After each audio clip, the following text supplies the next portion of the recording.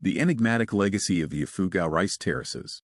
In the highlands of Ifugao in the Philippines, the Banawe Rice Terraces stretch endlessly across the rugged landscape, a breathtaking masterpiece of human skill and harmony with nature. These ancient structures, believed to be more than 2,000 years old, reveal the extraordinary relationship between the Ifugao people and their land. They stand as both a marvel of early engineering and a living symbol of cultural endurance, yet their true origin remains wrapped in mystery, leaving historians to wonder how such a sophisticated agricultural system emerged with only the simplest tools available at the time.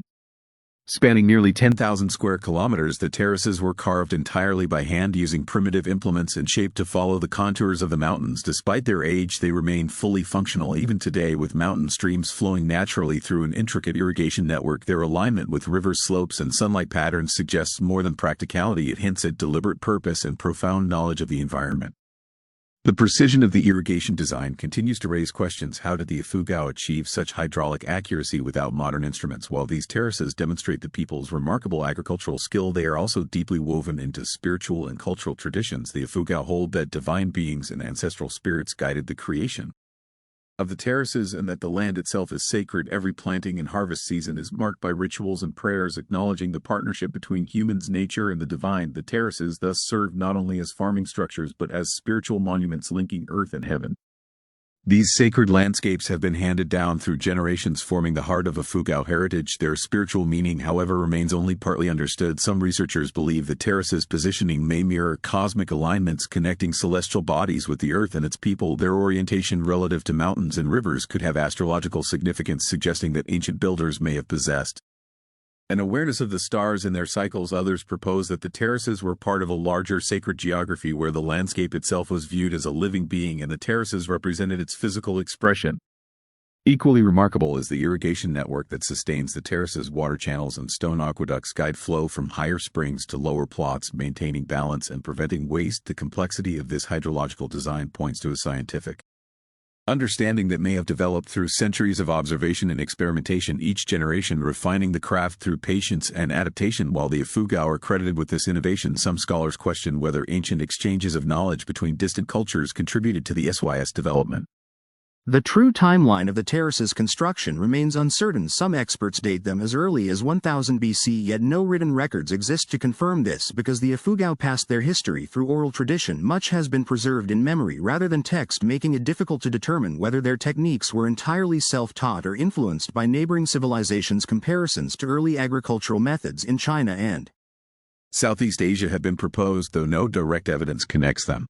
Regardless of these uncertainties, the Banawe Rice Terraces endure as symbols of human creativity, resilience, and devotion. They embody the unity of spiritual belief and practical knowledge and continue to sustain the community both materially and culturally. Their existence reminds the world of the value of traditional wisdom, especially in an era of rapid modernization and environmental change. As new generations of Ifugao farmers maintain and restore the terraces, they preserve more than farmland. They keep alive a legacy of balance between humanity and nature.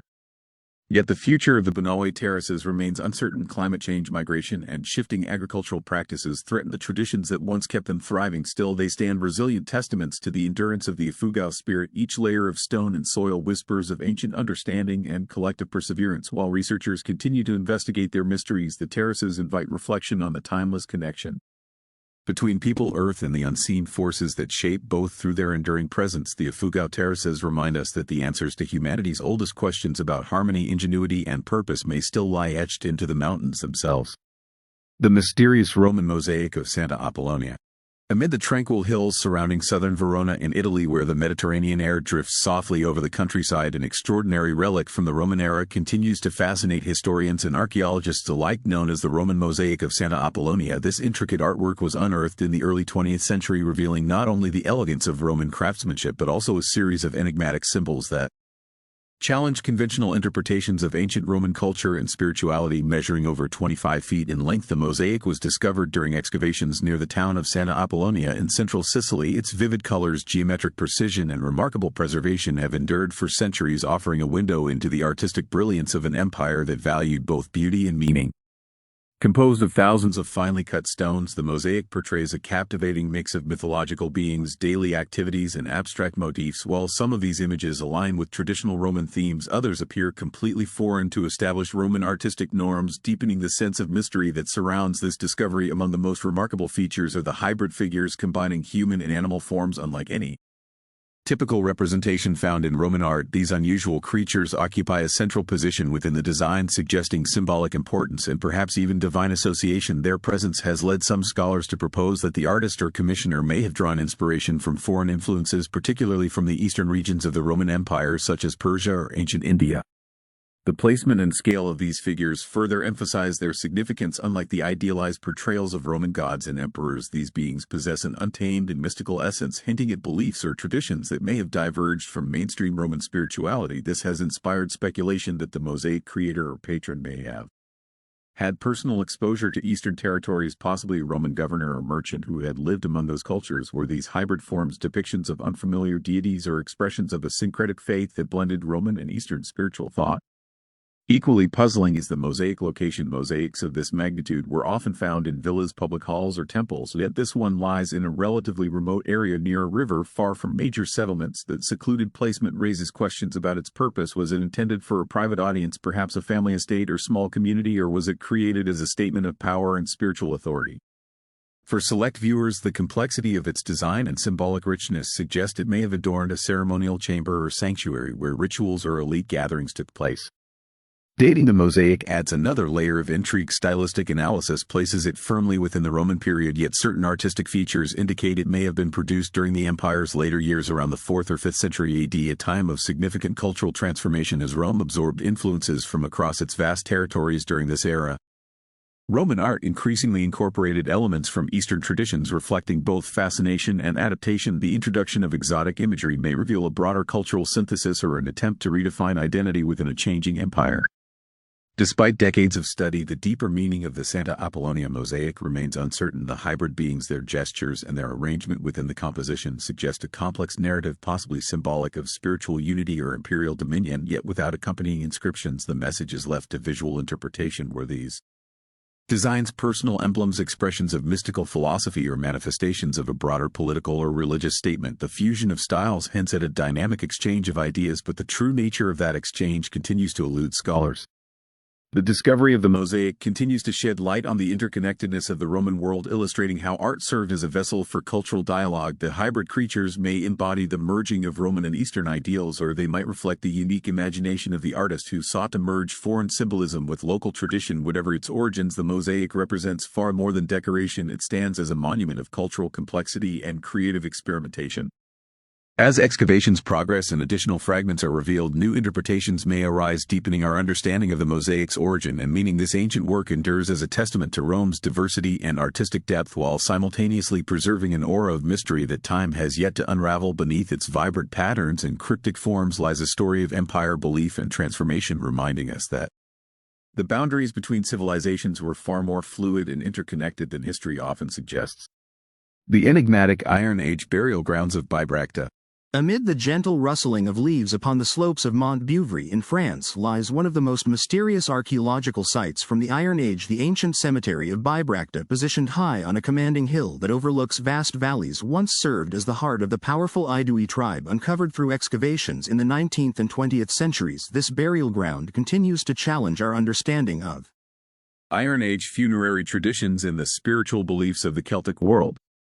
The cemetery at Bibracte contains numerous graves, many of which are marked by impressive stone monuments adorned with carvings of animals, weapons, and abstract motifs, suggesting that those interred here held positions of great status and influence. The graves themselves vary in both size and structure, yet what distinguishes them most are the remarkable artifacts buried alongside the deceased. Iron weapons, pottery, ornaments, and finely crafted gold objects reveal a community of exceptional metallurgical skill and material wealth. The abundance of warrior burials is particularly striking, with swords, shields, and spears laid carefully with the dead, reflecting both the prominence of the warrior class and the values of courage and honor that defined the Aedui society. However, these burials also point to connections far beyond their homeland. Among the grave goods are items of Mediterranean design, Roman coins, and delicate glass beads imported from distant lands, evidence that Bibracte was part of an expansive trade network stretching across Europe. Despite the grandeur of these findings, it is the nature of the burials themselves that deepens the mystery. The Idui practice ritual interment, often furnishing graves lavishly, but some burials defy conventional explanation. In several cases, bodies were discovered seated rather than laid flat, a practice that raises profound questions about their beliefs. Did this posture signify readiness for a spiritual journey into the afterlife, or symbolize the continuing presence of the dead among the living?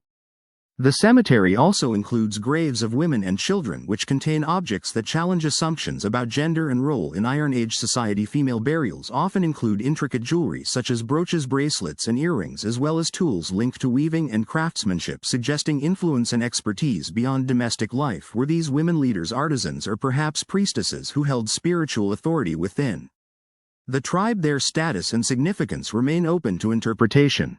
Equally captivating are the enigmatic carvings etched into the stones that frame many graves. These symbols, ranging from spirals and geometric shapes to complex interwoven patterns, appear repeatedly across the site. Their meaning remains uncertain. While some researchers view them as decorative, others believe they hold ritual or spiritual significance, possibly representing the soul's passage from life to death or cycles of renewal without written records from the Idui. However, such interpretations remain speculative.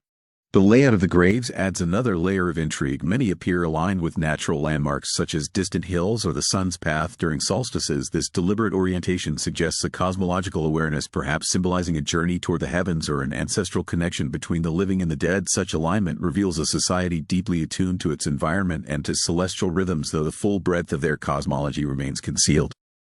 Bibracte itself, once a thriving political and cultural center, fell into decline around the time of Julius Caesar's conquest of Gaul. What precipitated its abandonment remains uncertain. Whether Roman pressure, internal strife, or environmental factors led to its downfall, the cemetery's opulent graves stand as silent witnesses to a civilization that once flourished before fading into obscurity. Archaeologists continue to uncover new findings, each adding depth to the mystery surrounding the Idui and their sacred practices.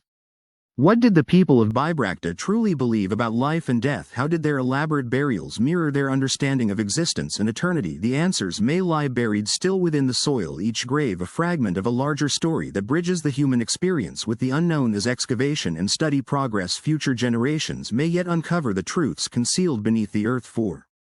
Now, the cemetery of Bibracte endures as a haunting testament to the beliefs, artistry, and enduring mystery of the Iron Age Celts.